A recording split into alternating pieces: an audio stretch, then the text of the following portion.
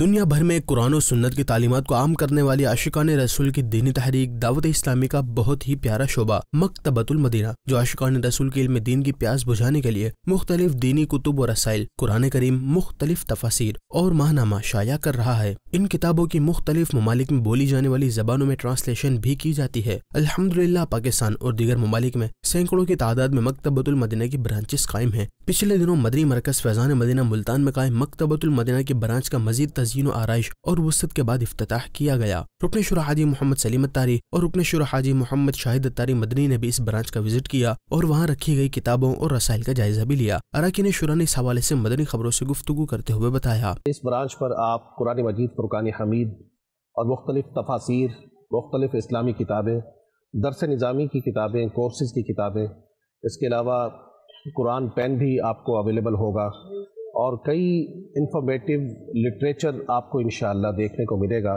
شیخ طریقت امیر اہل سنت دامت برکاتہ العالیہ کے رسائل، آپ کی کتابیں اور مشہور زمانہ کتاب فیضان سنت الحمدللہ وہ بھی یہاں پر اویلیبل ہے۔ قابل تعریف ہے کوشش مکتبۃ المدینہ کی مجلس کے ذمہ داران کی، اس کے متعلقین کی، کہ جو اس شعبے کے فروغ کے لیے، علم کے فروغ کے لیے الحمدللہ دن رات کوشاں ہیں۔ مکتبۃ المدینہ دعوت اسلامی کا ایک اشاعتی ادارہ ہے جو 1986 میں امیر اہل سنت نے قائم کیا۔ شروع میں تو کیسٹوں کا سلسلہ تھا، آہستہ آہستہ کتب و رسائل بھی شائع ہونے لگے اور الحمدللہ اب یہ تفاسیر، احادیث، فقہ اور بہت سارے موضوعات پر کام کر رہا ہے، اور اس سے جو شائع ہونے والی کتابوں کی تعداد ہے وہ 1000 سے زیادہ ہے۔